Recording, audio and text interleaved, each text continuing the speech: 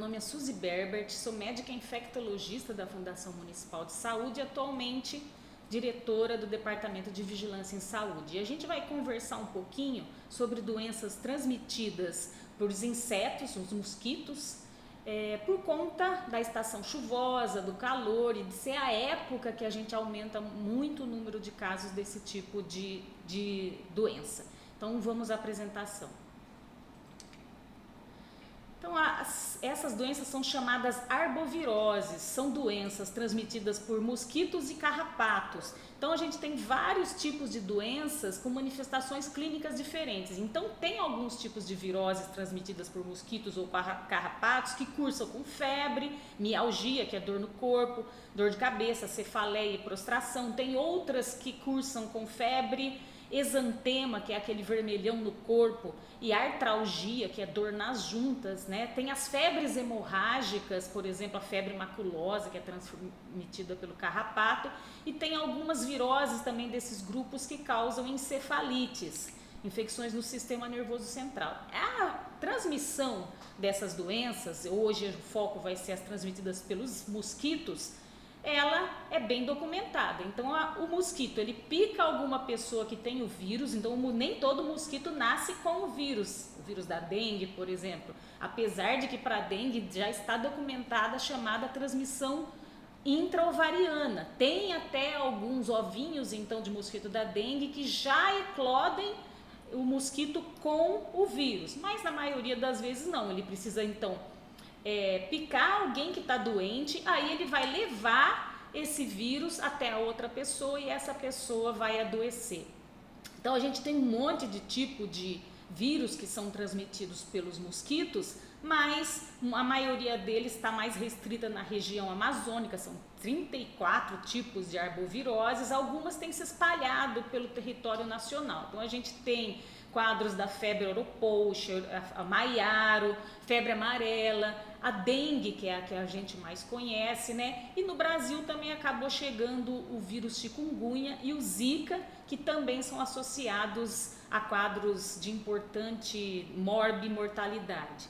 Eles são vírus que circulam normalmente entre animais e aí o mosquito acaba picando esse animal e o homem acaba entrando na cadeia e adquirindo o vírus. Então esses são os principais focos da capacitação de hoje, né? A febre amarela, o dengue, o chikungunya e a zika. Então aí a foto dos vírus, das diferenças entre eles são de famílias diferentes e isso é uma coisa bastante técnica, mas é para a gente entender que, por exemplo, o vírus da chikungunya, ele é da família Togaviridae, que é a mesma família do vírus da rubéola. E quem pegou a época que a gente tinha casos de rubéola sabe que dava bastante dor na junta. Então, uma característica desta família dá esse tipo de sintoma. Então, a gente vai ver que o chikungunya dá bastante dor na junta. E os mosquitos que conseguem transmitir, serem vetores para essas doenças, são esses mosquitos que estão na tela. Então a gente se preocupa bastante com a Aedes aegypti, por quê? Porque ele é urbano, ele se adaptou perfeitamente aos domicílios. Aliás, hoje em dia, ele vive até dentro, ele é intradomiciliar. Por isso que não adianta a gente ficar fazendo aquela nebulização, aquele fumacê que antigamente a gente fazia, porque tem um monte de mosquito Aedes dentro das casas. Então, é um mosquito perfeitamente adaptado à nossa realidade urbana e ele pode tá portando, veiculando, transportando essas 4 doenças, tanto a febre amarela quanto o dengue, como o chikungunya, como o zika. Agora, a febre amarela dessas 4 doenças, ela tem também um outro mosquito que pode transportar esse vírus, que é o mosquito hemagogos. Esse mosquito, ele é típico de regiões fechadas, de florestas. Então, a febre amarela, a gente costuma falar que tem 2 ciclos. O ciclo silvestre, onde o transmissor é o hemagogos, e quando ela chega numa região urbana, pode, então, o transmissor ser o Aedes aegypti. A gente tem muito medo disso acontecer, por isso que a gente usa vacina, né? Felizmente, a maioria dos casos de febre amarela são restritos à região silvestre. E como eu falei, tem a transmissão transovariana, que é um mosquito que já tem o vírus da febre amarela ou dengue. Na hora que ele coloca os ovinhos lá no recipiente, ele fica lá, aqueles ovinhos, e depois que esses ovinhos eclodem e formam novas formas adultas, essas formas às vezes já vêm com o vírus, porque a mamãe, né, a mamãe mosquita, já então depositou o vírus junto com os ovos. Então, o ciclo de vida desses mosquitos a gente chama de forma alada, que tem asas, os ovinhos que são depositados nas paredes dos recipientes, né, e eclodem quando tem água e calor, né? As pupas, que são as formas mais filhotinhas, e as larvas. O que é interessante disso aqui? Que em termos de saúde pública, os nossos agentes de endemia, eles fazem, o centro de zoonose sempre faz sai a campo e para captar, para pegar amostras de água para saber o índice larvário. Então, toda vez que tem um índice larvário alto, a gente se preocupa, porque essas larvas vão virar formas aladas e são potenciais transmissoras, então, da doença. Por exemplo, um mosquito, ele pode infectar, se ele tiver com o vírus da dengue, ele pode infectar até 300 pessoas no tempo de vida dele. Outros meios de transmissão, menos comum, mas podem acontecer, se uma pessoa tiver com essas viroses e doar sangue, que é difícil, porque o sangue é feito um questionário também, né? A transmissão vertical, se a mulher grávida pega uma dessas doenças, ela pode transmitir para o bebê. Então, a gente vai ver a parte do Zika, por exemplo, mas as outras também pode acontecer a transmissão, mas com menos consequência do que a Zika. A perinatal, que é aquela ocasião logo que envolve o nascimento da criança, e a sexual, que já foi descrita na transmissão do vírus Zika. E a epidemiologia, eu vou falar rapidamente aqui o que está acontecendo no Brasil. Então, nesse ano de 2022, o que preocupa é que a gente teve um aumento de 162% dos casos de dengue comparados ao ano de 2021 e mais de 1.000 óbitos. Então, isso é um prenúncio, porque a gente sabe que dengue é uma doença que se comporta ciclicamente. Então, às vezes a gente fica 5, 6 anos sem ter uma epidemia e de repente a epidemia vem. Então, esse aumento que a gente teve ano passado e aumento de mortes faz a gente falar, nossa, será que em 2023 a gente vai ter novamente uma epidemia? E aí o bom senso manda que a gente tenha cuidado, né? O chikungunya, a gente tem também em relação ao ano passado um aumento, ano de 2021, em 2022 um aumento de 78,9% e 94 óbitos. Então esses dados, os dados de 2023, eles demoram para chegar no sistema, a gente não tem do Brasil tão atualizados. E o Zika, também em 2022, a gente teve um aumento de 42% em relação a 2021, e um caso de óbito confirmado. Febre amarela no passado, felizmente, a gente não teve casos de óbitos, a gente tinha nem notificações praticamente. Esse ano a gente tem uma notificação de febre amarela perto da nossa região, Vargem Grande do Sul, num idoso da área rural não vacinado. Então foi uma febre amarela silvestre. Falar um pouquinho do que está acontecendo em Rio Claro. Quando a gente vê em Rio Claro desde 2015, que foi assim o ápice, a gente teve 21.000 casos notificados, é claro que teve muito mais casos do que isso, 6 óbitos. Então desde então a gente tem essa situação cíclica da doença, né? Então em 2021, por exemplo, a gente teve 191 casos. Já em 2022, esse número mais do que dobrou, aliás, 364 casos, não tivemos óbitos. E agora em 2023 são 12 casos até hoje, até o dia 10 de janeiro. Claro que tem bastante caso em investigação. Quando a gente vê o caso de janeiro desse ano comparado com janeiro no passado, a gente ainda não tem tanta diferença. Janeiro no passado, nos 10 primeiros dias, eu acho que a gente teve uns 9 casos. Mas qual que é a preocupação? O índice larvário. O índice larvário nosso está alto, configura uma situação de alerta. Então, é uma doença que, havendo condições climáticas ideais e a circulação do vírus, pode acarretar em uma nova epidemia. E, como a gente falou, essa epidemia sempre ocorre, ela é sazonal, ela sempre ocorre mais ou menos entre dezembro e abril no Sudeste. Nos últimos anos a gente tem visto assim um aumento de número de casos em abril e maio.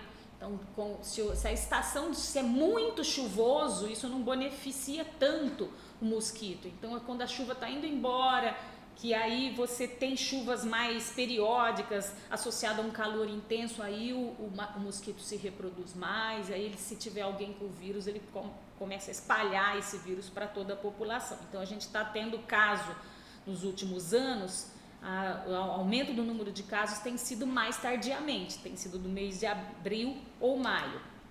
Mas se a situação climática mudar, talvez isso se mude, essa configuração. E quando a gente fala nessas doenças transmitidas por mosquitos, essas viroses, elas têm muitos sintomas comuns. Todas elas dão febre, mais ou menos febre, né? Dor no corpo, dor de cabeça. Então, esses sintomas às vezes não diferenciam tanto, mas algumas coisas chamam a atenção. Por exemplo, na dengue, a febre costuma ser muito mais alta. Dessas três doenças, dengue, zika e chikungunya, e a febre amarela eu vou até deixar um pouquinho de lado, porque a gente não está tendo, depois a gente comenta no fim, né? A dengue é que dá febre mais alta e a chikungunya em seguida. O zika, se tiver uma febre, você até desconfia se é zika, porque a febre do zika é bem baixinha e não é uma febre importante, então o tempo de duração também é curto, né? Enquanto a dengue e chikungunya vai aí 3, 4 dias, até um pouquinho mais para dengue, para o zika é 1 ou 2 dias. Chama atenção também aquele vermelhão que a gente chama de exantema ou rache, que no dengue costuma aparecer no final da doença. É aquele exantema que quando a febre vai embora, que as pessoas reclamam, tem aquele vermelhão que você põe o dedo assim, até desaparece, fica aquele branco na pele da pessoa, e acompanhado de coceira, né? Na zika é diferente, a pessoa já chega no pronto atendimento falando assim, olha, eu tive uma febre ontem e já começou esse vermelhão e tá coçando pra caramba. Então chama muito atenção no zika o aparecimento da febre, ou às vezes nem a pessoa percebeu a febre, que é bem baixa, junto com esse exantema que coça bastante. E o chikungunya aparece às vezes, o exantema, não é em todos os casos, e não costuma ser pruriginoso, né? Então as dores no corpo também chamam a atenção, que a dengue é a que mais dói, é chamada até de febre quebra-ossos pelos indígenas, né? E a diferença que a gente, quando tem uma suspeita de dengue ou chikungunya, a gente vê bem pela queixa da pessoa. Eu tenho que perguntar, escuta, dói a carne ou dói as juntas? Porque a chikungunya dói as articulações. Existe então uma artralgia muito violenta e é diferente da dengue, onde a dor é uma dor distribuída por todos os músculos. Então isso ajuda também a gente a fazer o diagnóstico. No chikungunya a dor realmente é muito intensa, né? A gente está tendo agora casos de chikungunya no litoral de São Paulo, está tendo bastante em Minas, e esses talvez então, tomara que não, né, chegue aqui, mas chama atenção a dor, e é uma dor inclusive que depois que o vírus vai embora, ela continua às vezes durante meses, né? Aquele vermelhão que dá no olho, uma conjuntivite, é raro na dengue e é muito mais comum na chikungunya e no zika. A dor de cabeça, aquela dor atrás dos olhos, é muito mais comum da dengue. Os linfonodos, as ínguas, pode aparecer na dengue, mas é mais comum na zika. E as alterações hematológicas, alteração, por exemplo, no hemograma, não acontece na zika, acontece muito pouco no chikungunya, mas na dengue é comum a gente ter alteração, a gente falar, as plaquetas estão caindo, o hematócrito está elevado, então essas alterações sanguíneas. O risco de morte, apesar de acontecer nas três doenças, é de longe, o maior risco de morte é na dengue. E a questão que a gente vai focar bastante é essa, porque é uma morte que pode ser evitada com hidratação. Acometimento neurológico pode acontecer nas três, mas chama atenção a zika, vocês devem se lembrar dos casos de microcefalia nas crianças, né? E síndrome de Guillain-Barré, depois da infecção viral. Os leucócitos, eles podem diminuir nas três, então isso não é tanto diferencial. os glóbulos, os linfócitos, os leucócitos dos tipos glóbulos brancos podem diminuir nas 3, os linfócitos também pode diminuir, mas não é tão comum. Agora a plaqueta, a diminuição de plaqueta, apesar de acontecer no chikungunya, nunca acontece na zika e é muito, muito mais comum no caso da dengue. Então, assim, só para mostrar a diferença do vermelhão, essa primeira fileira, a dengue é aquele vermelhão que dilata os vasos sanguíneos. Então, quando você coloca o dedo e você aperta, dígito pressão, o vermelhão some, porque você impediu o fluxo de sangue nesses vasos sanguíneos. Já na zika, é aquele exantema grosseiro e coça bastante. No chikungunya é uma mistura, né? São exantemas de tipos variados, de apresentações variadas, mas o que chama bastante atenção então é esse exantema da dengue que some a digitopressão, e como depois a gente vai ver também que é uma característica da dengue, que às vezes ela dilata tantos vasos que escapam os glóbulos vermelhos para a pele da pessoa e chamando aquelas manchinhas vermelhas, então caracterizando o que a gente chama de petequias. Então é aquele exantema petequial, também é uma maneira, é um dos exantemas da dengue. Então a dor e edema, só para frisar que o edema e a dor articular é muito mais proeminente no chikungunya, é uma dor forte que incomoda mesmo. Normalmente a gente até tem um guia de analgesia, porque não adianta você às vezes prescrever às vezes dipirona, né? A gente nunca usa anti-inflamatório nessas doenças, mas às vezes a gente tem que usar, por exemplo, mais opioides, ou o tramal, ou o Tilex, né, que é a codeína com paracetamol. Então a gente às vezes tem que usar remédios mais fortes para controlar a dor da chikungunya, que é intensa. Então a conjuntivite, como eu falei para vocês, no zika e no chikungunya quase não acontece com a dengue, e não vai dar tempo de falar das manifestações atípicas dessas doenças. Então o dengue, hoje a gente sabe que às vezes a pessoa fica com uma depressão depois de ter dengue, até 2 anos. A dengue tem aqueles casos também que, se a dilatação do vaso sanguíneo é tão grande a ponto de escapar muito plasma, a pessoa pode entrar em choque, hemorragia, né? Então são coisas típicas da dengue e coisas atípicas também. A chikungunya, a gente sabe que apesar de não matar muito, a doença em si não mata, mas se tem um velhinho que tem uma doença crônica e tem uma chikungunya, a chikungunya é capaz de descompensar a doença de base e aquela pessoa ir a óbito pela descompensação. Então, diabetes, uma doença cardíaca, você tem um chikungunya, você não vai morrer do chikungunya, vai mais a parte cardíaca, o diabetes vai descompensar a ponto de, às vezes, não ter volta, né? Então, tem as formas atípicas das chikungunhas também, de pele, bolhas, coisas mais diferentes, que é mais difícil a gente ver. E o que chama atenção na chikungunya é a tal da cronicidade. No Nordeste, a doença é muito comum. A procura de ambulatórios de reumatologia, assim, quase que dobrou, com a dobra na época que você tem circulação da chikungunya, porque as pessoas têm muita dor articular e essa dor às vezes persiste por meses, às vezes até por ano, então não é uma boa, por anos não é uma boa ter chikungunya, né? E o que chama atenção de diferente na zika é a teratogênese, que é a capacidade de afetar a formação dos órgãos do feto na mulher grávida. Então são crianças que nascem com malformações e, como a gente viu, a microcefalia, né? Dengue é a foco da nossa aula, né? Das 4 doenças é a mais comum. A própria dengue, ela tem 4 tipos de vírus, então você pode ter dengue 4 vezes, você fica protegido contra a que você teve, tipo 1, tipo 2, tipo 3, tipo 4, mas se você teve a 1, você não está protegida com a 3, 4, a 2, a 3 e a 4 e assim por diante, né? A mortalidade geral da dengue é em torno de 1%, e o que está bem estabelecido é que a hidratação pode afetar essa mortalidade. Então aqui que eu gostaria que vocês prestassem atenção.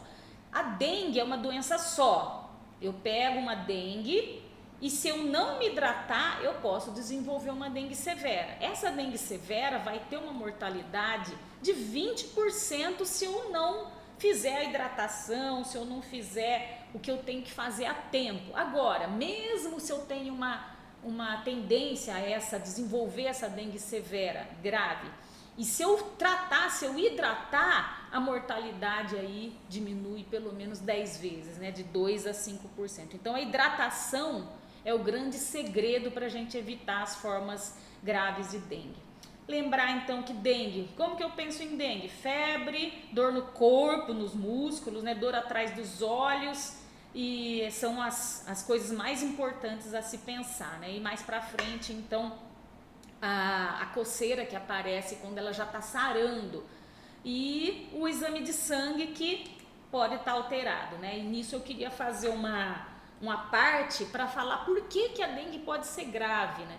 Então, no sangue, a gente tem milhares de vasos sanguíneos, mais de 100 mil quilômetros em vasos sanguíneos. Os capilares, que são os menores vasos sanguíneos, vamos dizer que são do tamanho de um fio de cabelo, né? Tem muitos capilares que são fenestrados, como está no meio aí da figura, o fenestrado e o sinusoide. E isso, o capilar tem esses furos aí na parede dele para permitir a troca de substâncias, a leucócitos, os glóbulos, né? Os glóbulos brancos, para permitir a retirada de outras coisas. Então esse é o trânsito que se faz. Então a gente já imagina que tem órgãos que os capilares desses órgãos são furados, são fenestrados ou assim com o sinusoide, né? Então, por exemplo, a gente pensar o pulmão, claro que deve ter um vaso sanguíneo cheio desses furos para permitir a saída do gás carbônico, né? E a entrada do oxigênio. E é cheio de capilares desse tipo. O fígado, como é um órgão de metabolismo, e todo o sangue do corpo passa ali no fígado, no rim também, né? Também os capilares têm essas características, e nos intestinos também, né? Os intestinos têm que fazer uma troca de nutrientes, então os vasos sanguíneos são cheios desses buraquinhos. E na dengue, o que se viu, que quando o vírus da dengue entra no corpo de alguém, ele às vezes causa uma situação imunológica, uma guerra, o seu organismo acaba combatendo o vírus, produzindo uma guerra, e nessa guerra são liberadas tantas inflamações, tantas substâncias inflamatórias no corpo, e essas substâncias elas dilatam os capilares. Isso é para ser uma coisa boa, mas tem gente que a dilatação é tão grande, tão grande, tão grande, que essas fenestrações, que essas fendas que tem nos sinusoides acabam ficando grandes também e escapando o plasma. Então, você imaginar milhares de quilômetros de vasos sanguíneos dilatados e o plasma saindo, né? Se o plasma sair de um vaso, se sair todo o líquido de um vaso, ele vai colabar, então a gente vai ter o choque. É por isso que a gente tem o choque. Então, a principal alteração fisiopatológica da dengue é o extravasamento, é a perda de líquido. E se essas fenestrações, se essas fissuras que tem forem muito grandes, não vai sair só plasma, vai sair também albumina e vai sair glóbulo vermelho. Então a gente entende por que na dengue você pode ter choque, a gente entende por que na dengue você pode ter petequia e os derrames, né? Derrames cavitários, derrame pleural, derrame acítico, né? A gente vai conseguir entender a partir daí por que a gente tem alguns sintomas e por que a gente tem os sinais de alarme. Então o problema da dengue é esse. E o que é interessante, aqui como eu falei para vocês, que a dengue é uma doença só, ela vai... Didaticamente a gente divide ela, né, em dengue sem sinais de alarme, dengue com sinais de alarme, e a dengue grave é quando já existe esse extravasamento de plasma, extravasamento de glóbulos vermelhos, uma hemorragia, né, e comprometimento, portanto, dos órgãos. E a partir daí você tem uma classificação. Então uma dengue que você não tem extravasamento plasmático, não tem sinais de alarme, você classifica ela como A ou B. Tendo sinais de alarme, C. E tendo já sinais de alarme mais esses comprometimentos aí mais graves, a gente classifica como grupo D, que seria a dengue grave. E olha que interessante o que chama a atenção da dengue.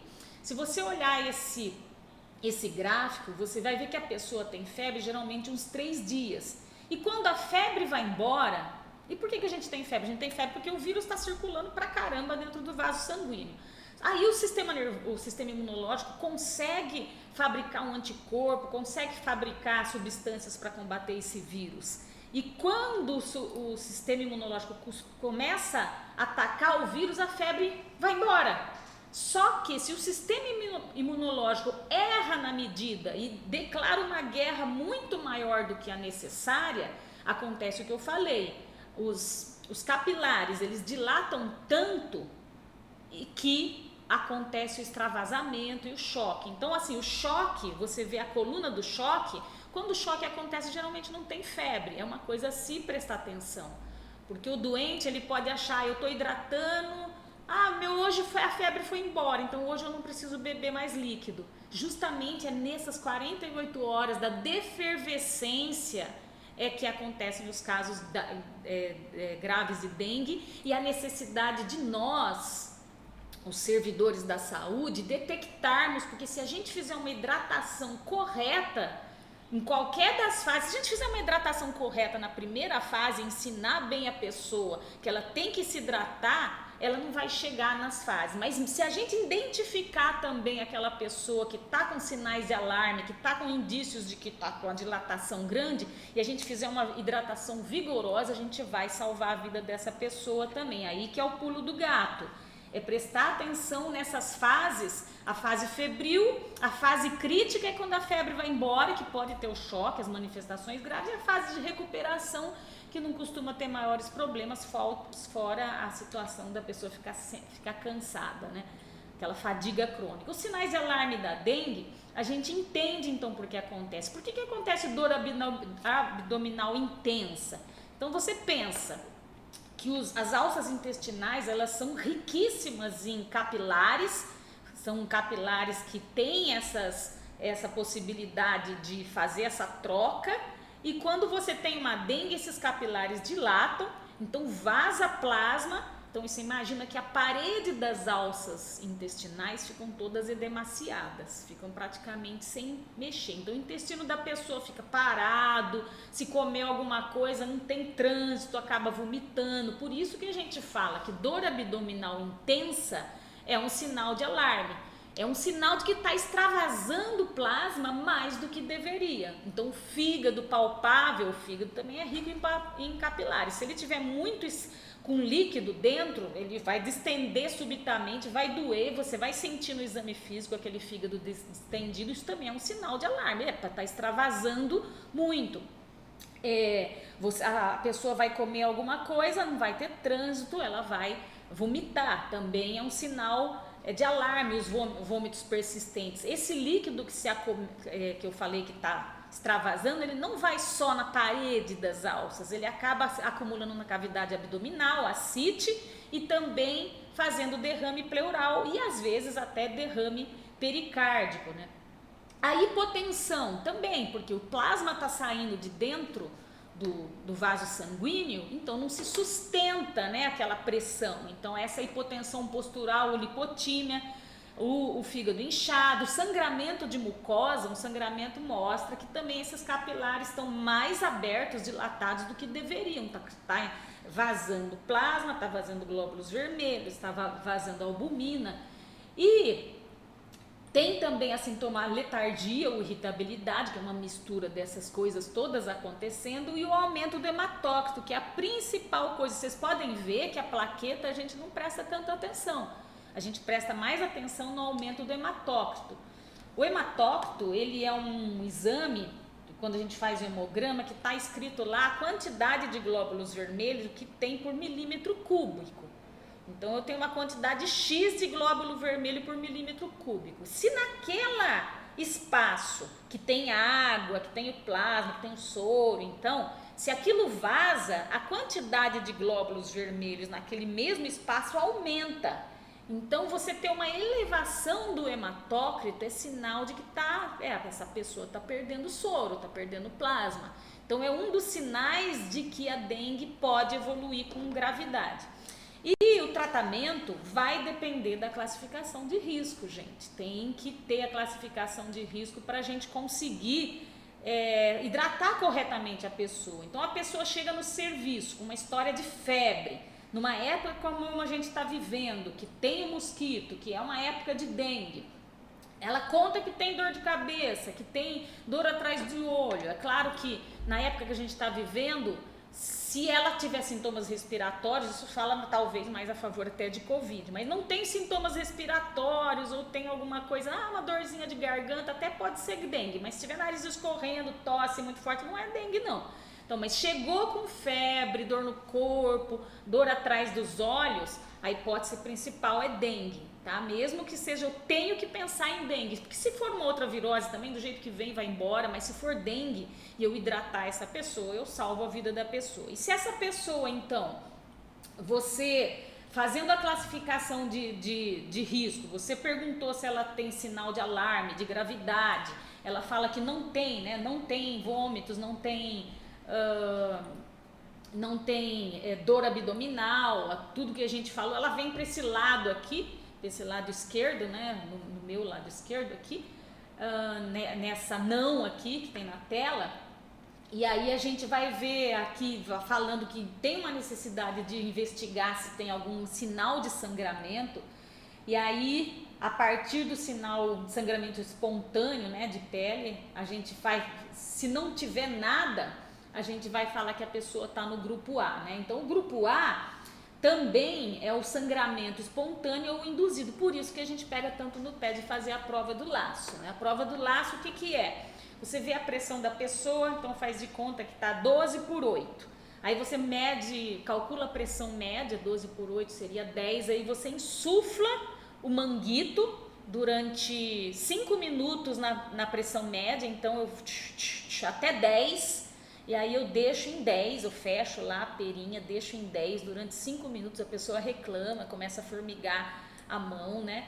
Ela tá lá, mas tem que aguentar 5 minutos. Daí eu tiro o manguito depois de 5 minutos e eu vejo se tem as pintinhas, se as petecas, porque se os vasos sanguíneos dessa pessoa já tiver parcialmente dilatado e eu der uma pressão, as hemácias vão sair e eu vou perceber, olha, a prova do laço positivo, mais de 20 petequias por polegar, né? Então a prova do laço só é positiva se tem mais de 20, né? Não é só alguma pintinha ou outra, mas significa fragilidade ou, vamos dizer, permeabilidade vascular aumentada, porque está escapando as hemácias. Então isso é muito importante, porque a prova, se a pessoa não tiver nenhum sinal de alarme, não ter manifestação hemorrágica espontânea e prova do laço negativo, é grupo A. Grupo A é aquela pessoa que, se não está tendo alteração de permeabilidade dos capilares, eu vou mandar ela hidratar, e a hidratação tem que ser 60 a 80 ml por quilo dia, né?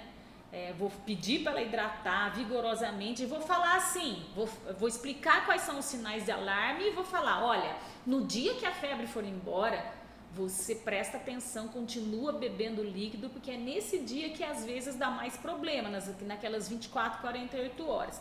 Agora, se a pessoa já chegou no pronto atendimento, tem febre, tem todos esses sintomas, apesar de não ter prova do laço positivo ou nenhuma manifestação hemorrágica, ela já pertence ao grupo B. O que seria o grupo B? Seriam pessoas que já têm condições, comorbidades, idosos, gestantes, que já têm uma vulnerabilidade maior para ter a dengue mais grave.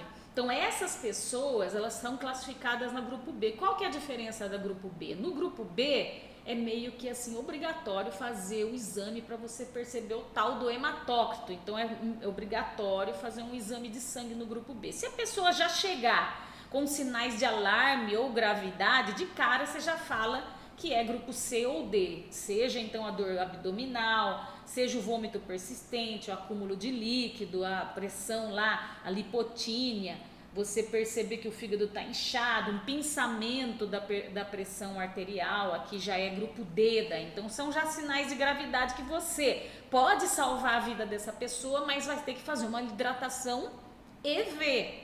Então a diferença aí é que a hidratação é B. No grupo A e no grupo B, inicialmente a hidratação é sempre oral. Inicialmente. Depois, no grupo B, como você tem um hemograma, conforme o resultado do hematócrito, você pode até pensar em fazer alguma coisa parenteral. Mas no grupo C e no grupo D, existe pressa e é uma hidratação vigorosa. Então, às vezes a gente vê umas prescrições assim, 1000 ml de 8 em 8 horas. Não, não é isso, né? Então a gente vai ver que o volume de líquido tem que ser muito maior do que isso. É por isso que a gente pega tanto no pé e tem o cartão de acompanhamento que a gente faz, né? E agora a Vigilância Epidemiológica Valesca vai voltar a encaminhar para as unidades, que todo ano a gente encaminha, né? E esse daí pode ser impresso, então numa folha de sulfite, tem o nome da pessoa, data de nascimento. Por isso que a gente tem data de início dos sintomas, a menstruação. A menstruação por quê? Pensando no Zika, pensando na malformação. Se ela tem uma condição clínica especial, ela já tem pressão alta, alguma coisa, por quê? Porque ela já é de cara se ela tiver no mínimo grupo B, se ela for suspeita de dengue. E aí tem a prova do laço, que as pessoas geralmente não fazem, e aí é um apelo que eu faço para a equipe de enfermagem, fazer a prova do laço, porque ela vai me dar dica, vou repetir, de quem está tendo alteração de permeabilidade vascular que pode desenvolver uma dengue grave. Então, a prova do laço é uma das dicas muito importantes. E a pressão também, que a gente vê pressão em pé e pressão deitado, como os vasos sanguíneos estão escapando o líquido, tem uma dificuldade de acomodar a pessoa de pé, então você tem uma diferença e até as tonturas, por isso que a gente tem tonturas, né, como sendo um dos sinais de alarme também para dengue. Mas é importante fazer essas anotações no cartão. A coleta do hemograma foi feita no atendimento ou não? Né, tem parte aqui, tem que depois preencher esse cartão. A coleta de sorologia está prevista que a gente vai ver depois que a coleta de sorologia, não adianta ficar fazendo teste precoce em sorologia que não vai dar resultado. E nesse cartão, nessa folha impressa, tem os principais sintomas das 3 doenças e os sinais de alerta, porque você vai falar para a pessoa, olha, a suspeita é dengue, você vai tomar a quantidade de líquido tem que ser bem assim, assim, assado, explicar direitinho, e você vai voltar se tiver um desses sinais de alarme. E nesse cartão também tem algumas mensagens, né, de destaque, então as pessoas, o cuidado com crianças pequenas, cuidados de uns idosos, cuidados com grávidas, tem uma mensagem para não tomar anti-inflamatório, né, nessa diclofenaco, nimesulida, são remédios, aliás, que quase não devem ser mais dados por conta de efeitos colaterais. Então, mulheres devem continuar amamentando, recomenda-se o uso de preservativo pelo casal até esclarecimento do diagnóstico, isso é porque a gente está pensando no Zika também, tá? Então, tem toda essa informação, tem a informação de como se faz o soro caseiro, tem a informação de como é feito os exames. Então, os exames para diagnosticar dengue e chikungunya geralmente são colocados após o 6º dia de início dos sintomas, porque a gente não tem no serviço público aquele teste rápido, que também tem uma sensibilidade às vezes ruim e dá um falso negativo, acaba atrapalhando, a gente nem gosta muito, porque você faz teste rápido dá negativo e você esquece de falar para a pessoa hidratar e é dengue, né? Isso pode ter uma consequência por conta de um teste ruim, então a gente prefere a sorologia e na dúvida a gente sempre conduz a doença como dengue, não vai fazer mal você hidratar uma pessoa. E outras observações importantes aqui, eliminar criadouros, reforçar o uso de repelente, que é coisa que a gente não, às vezes esquece de fazer. Se eu estou atendendo alguém com dengue, eu tenho que falar assim, olha, lá na sua casa, talvez algum mosquitinho tenha picado você e esteja com o vírus também, então ele não pode picar os familiares da sua casa. Então chega lá, borrifa um pouco de remédio para matar, pede para os demais membros da família dormir num quarto separado, ou garantir que elimina o mosquito daquele quarto, né? Ou usar o repelente de pele, usar se tem criança, usar aquele de tomada que não tem problema, mas a gente tem que pensar também no resto da família. E aqui para passar rapidamente, esse é treinamento o que a gente faz com a dengue quando é do grupo A. Então, o grupo A, lembra que eu falei que é a pessoa que não tem complicação, prova do laço negativo, não tem manifestação hemorrágica, não tem sinal de alarme. Então, assim, o hemograma é obrigatório ser feito? Não. Numa epidemia, a gente não vai, talvez, dar conta de fazer hemograma para todo mundo. Não é necessário. A gente até pode falar que é recomendável, mas não necessário.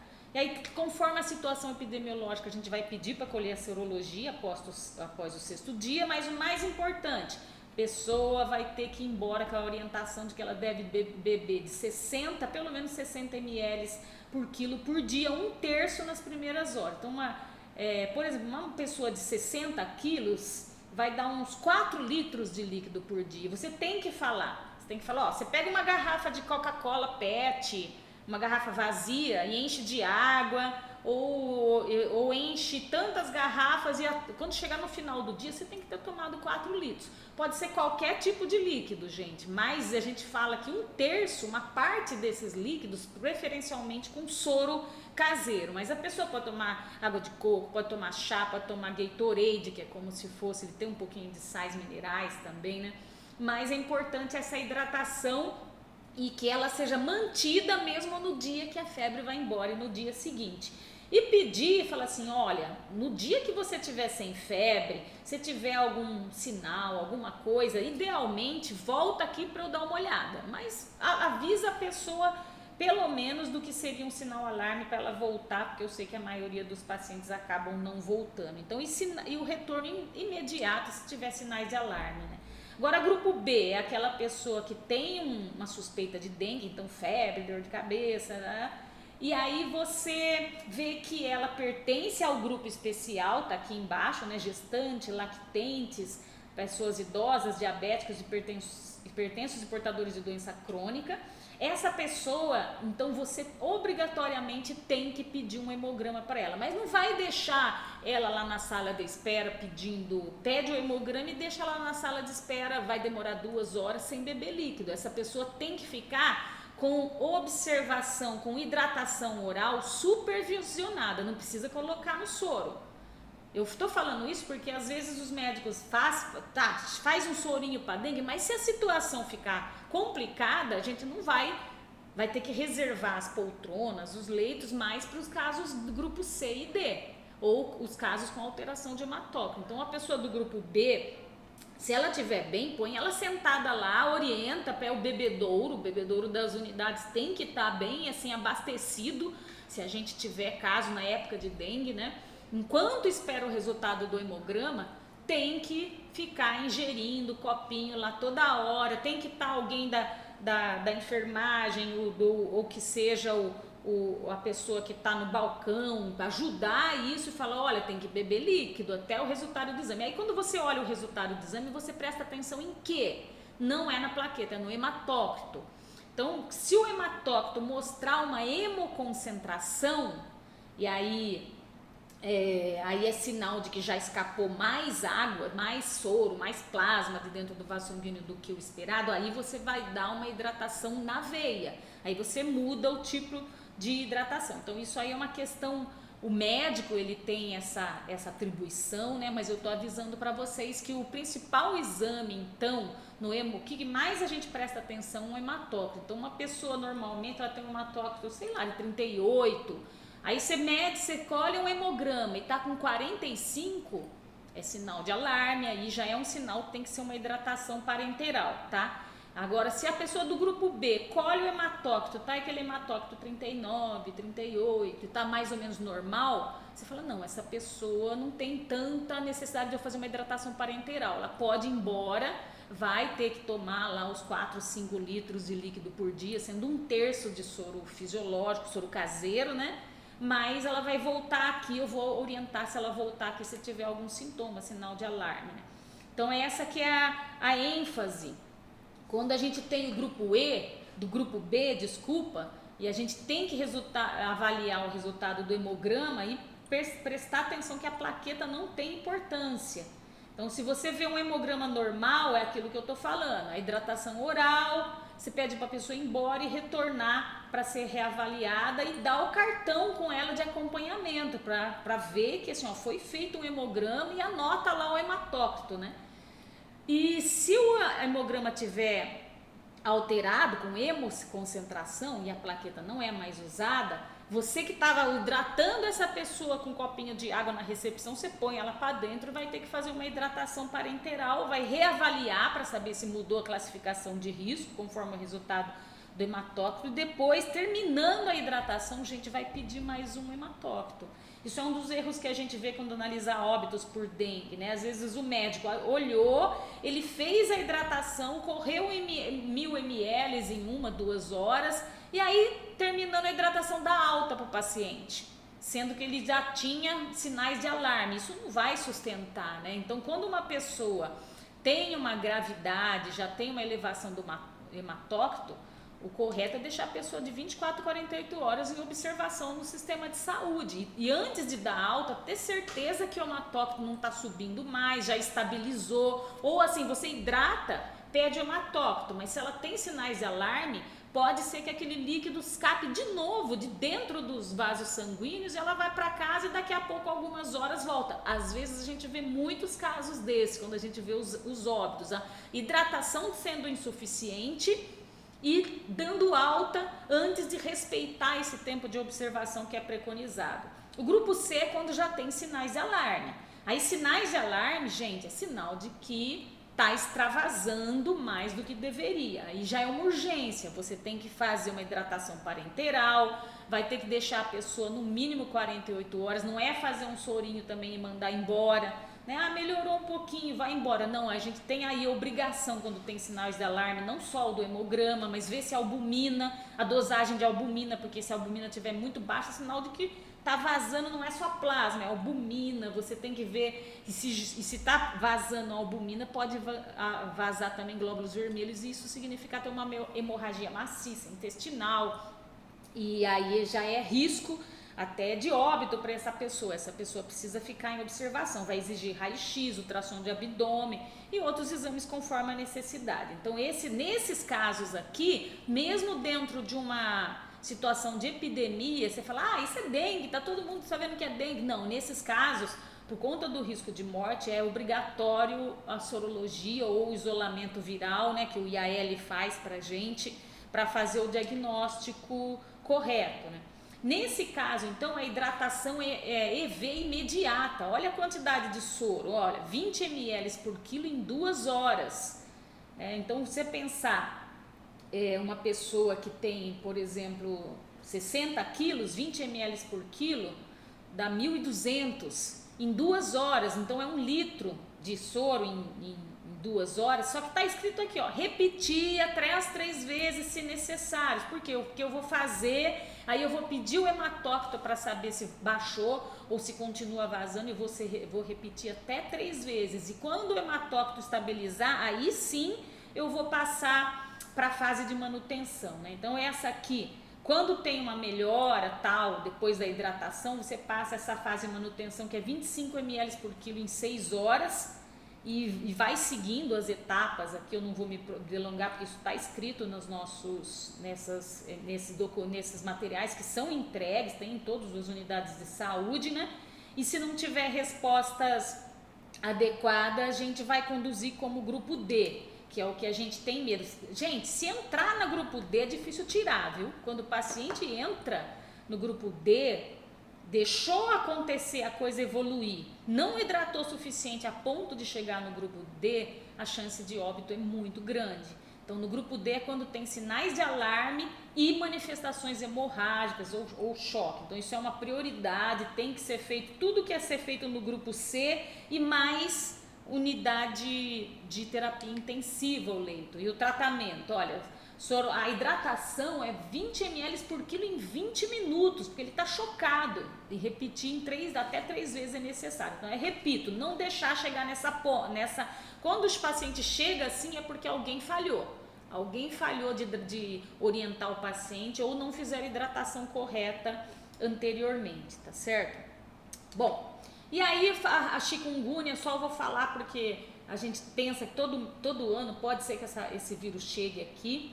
e falar que é uma doença que dá febre, dor no corpo também, mas o principal é a dor articular, pode dar esse exantema, esse vermelhão, mas o que ele mexe muito com a imunidade também do corpo, por isso que ela dá essa dor nas articulações. Então, quando a gente pensa em chikungunya, o foco mais tem dor nas articulações, mas é dor, hein, gente?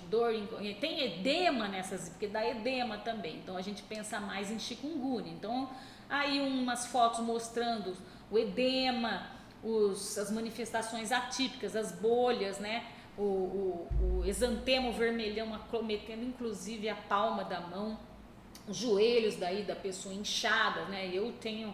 Vejo, já atendi pessoas com chikungunya, realmente a dor é uma coisa que incomoda muito. E a chikungunya tem vários tipos, assim como o dengue, de apresentações. Tem casos até poucos sintomas ou sem sintomas. Tem os casos com sintomas que são clássicos, essa febre, dor nas articulações, né, nas artralgias. E tem as formas atípicas, que são formas que às vezes pegam outros órgãos do corpo, que são mais exceções, né? São até uns casos graves, então. E o problema é que as mesmas formas clássicas, as formas típicas, podem evoluir com a chikungunya subaguda e a fase crônica, que seria esses casos de dor crônica articular, que às vezes precisam até ser encaminhados, acompanhados com um reumatologista, de tanto que é importante, né? A gente tem lá o manual, tudo certinho, então um clínico geral preparado, ele sabe também conduzir esses casos. A zika, que é aquela doença que dá febrinha baixa ou não dá, mas imediatamente dá aquele vermelhão com coceira. A maior preocupação que a gente tem é gestante. Então, gestante apareceu com vermelhão e coceira, eu sou obrigada a pensar que pode ser zika, tá? Eu tenho que pensar nisso. 80% dos casos são assintomáticos ou então alguns sintomas bastante leves. Então, o zika, o que chama atenção é o exantema, o vermelhão, que é extremamente pruriginoso, porque o resto não tem tantos sintomas, né?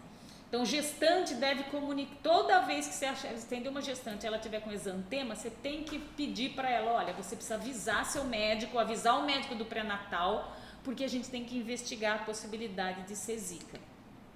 Zika é aquela doença que dá microcefalia, que a criança nasce com malformação, diminuição do perímetro cefálico, né? E isso tendo consequências para a criança. E falar rapidamente da febre amarela, que a gente só tem casos silvestres, felizmente até o momento. O nosso medo da febre amarela é que ela entre nas regiões urbanas, mas é muito fácil que isso não aconteça desde que a gente tome vacina. Então a insistência, aí no caso, o recado para vocês é para vocês serem multiplicadores de informação e ajudar as mães, os pais a vacinar os filhos, todo mundo tomar vacina de febre amarela, porque eu sendo vacinado, se a população da cidade for vacinada contra a febre amarela, esse vírus não vai ser introduzido no ambiente urbano, que vai ser logo cortado a cadeia de transmissão. Se o mosquito trouxer o vírus, eu estou vacinada, vai me picar, acabou, eu não vou desenvolver a doença, mesmo que outro mosquito me pique, eu não vou transmitir isso para ninguém, a gente corta a cadeia. Mas é uma doença, há uns 2, 3 anos atrás a gente teve casos graves de febre amarela, é uma doença que pode ter casos graves, né? Como o nome diz, febre amarela, ela dá, às vezes, alteração hepática e cursa com icterícia, que é o amarelo no olho. Então, a gente não tem caso, que a gente teve mais mesmo foi em 2020, 2021, né? 2022 não tivemos mais casos. Existe uma febre, existe também dor de cabeça e, assim, o que chama atenção quando nos casos graves aparecer aquele amarelão, que é sinal de que está tendo um acometimento mais nos órgãos, mas pode acometer com gravidade sistema nervoso central, parte cardiovascular, renal, trato gastrointestinal, alterações hematológicas, então insuficiência hepática, né? Não sei se vocês se lembram, mas a gente teve vários casos de transplante hepático por conta de febre amarela, né? Então aqui ela pode ser uma doença boazinha? Pode, mas tem a preocupação são as formas, a febre hemorrágica da febre amarela, né? Esses casos mais graves aí. E isso tudo é evitado com a vacina, né? Então, aí, o que chama atenção? Chama atenção quando o TGO, TGP está muito alto. Isso não acontece em nenhuma dessas outras doenças, acima de 2.500. Eu pus essas características aqui, porque esse caso a gente tem que encaminhar para o hospital terciário, né? Mas espero que a gente continue não tendo casos de febre amarela. Quais são os desafios para a gente? Identificar os casos de maior risco, então as pessoas mais vulneráveis. Identificar Zika, é uma doença que praticamente não tem importância, mas tem muita importância quando você pensa de gestação, então identificar a Zika na gestação, identificar os casos graves e as complicações e introduzir a hidratação corretamente, precocemente. Na dúvida, conduz como o dengue, pede para a pessoa se hidratar, insiste a quantidade de líquido que tem que ser por dia, né? No caso de chikungunya, se a gente tendo caso, a gente vai ter também que fazer aquela orientação para a pessoa que, olha, é comum ter a dor, já prescrever analgésicos, não achar que é frescura do paciente, porque dói mesmo, a dor é importante, né? E se tivesse caso, quando tivesse, tomara que não, mas caso de Zika, a gente fazer o aconselhamento. Às vezes a gente não tem caso de Zika aqui, mas se a gente for aconselhar uma pessoa que vai viajar, por exemplo, para outro estado que tenha, você tem que falar assim, olha, você está em idade fértil, você vai viajar, é melhor, naquela época que estava circulando, a gente falava para a pessoa evitar de engravidar nos próximos meses. O diferencial dessas arboviroses são qualquer doença febril, que às vezes nem sempre a dengue, a maioria das vezes dá sintomas mais leves, né? Tem muita gente que teve dengue e nem sabe, mas às vezes pode dar sinais mais fortes e até aquilo não é nem dengue, de repente nem é uma leptospirose, também é uma outra doença que aparece bastante em época de chuva, é febre hemaculose, que é aquela associada à picada do carrapato. Quanto à prevenção, claro, evitar a picada do mosquito. Então a melhor maneira é eliminar os criadores, é controlar a proliferação do mosquito, mas se eu não tenho como fazer isso, se eu vou em algum lugar que tem um mosquito, eu vou ter que evitar a picada. Então ou eu protejo a minha pele, ou eu uso coisa de manga comprida, ou eu vou usar um repelente na pele exposta, às vezes até em cima do tecido, assim, esperrar alguma coisa para que o mosquito não consiga picar, né? E de forma geral, lembrar que os repelentes naturais não são eficientes. Essa história de citronela tal, pode até assim, mas não vai impedir o mosquito de picar se tiver aquilo. Então aquilo que eu estava falando também, se a pessoa vai viajar para uma zona de transmissão de Zika, cuidado então com gestação. Quem teve a doença e quer engravidar tem que esperar pelo menos aí de 2 a 3 meses antes de tentar engravidar. E os homens, por conta às vezes do vírus ser detectado no sêmen, tem que esperar até 6 meses para poder ter uma gravidar. Então, a prevenção também, a vacina, a dengue tem vacina, a gente tem uma vacina hoje da Sanofi, que ela tem algum probleminha porque em crianças ela não pode ser dada e também ela só está autorizada a ser dada para quem já teve dengue, porque quem não teve dengue tomar essa vacina, depois quando ela tiver dengue, pode ser que aumente um pouquinho a chance de dengue hemorrágica. Então, assim, ela é muito boa para quem já teve uma dengue. Então, a pessoa teve uma dengue, falta ela ter 3, aí vale a pena ela tomar a vacina de dengue. A vacina de febre amarela é uma vacina segura, não tem por que a gente ter medo, né? Eu já vacinei, minha neta vacinou, meus filhos vacinaram. Então, a gente tem que ter segurança nas vacinas, porque senão o vírus vai ser reintroduzido no ambiente urbano. E resumindo então, esses vírus, eles têm muita semelhança no quadro clínico, todos podem causar febre, todos podem causar mancha vermelha de uma maneira, de um jeito ou de outro, dor no corpo, dor de cabeça, dor nas juntas, coceiras. Então só lembrar, conforme a aula, que tem coisas que chamam mais atenção para uma doença do que em outra, né? Então cada uma dessas doenças difere na intensidade desses sintomas em algumas particularidades. Geralmente são doenças benignas, autolimitadas. A gravidade na forma aguda a gente tem na dengue e na febre amarela, com raras exceções, são essas daí.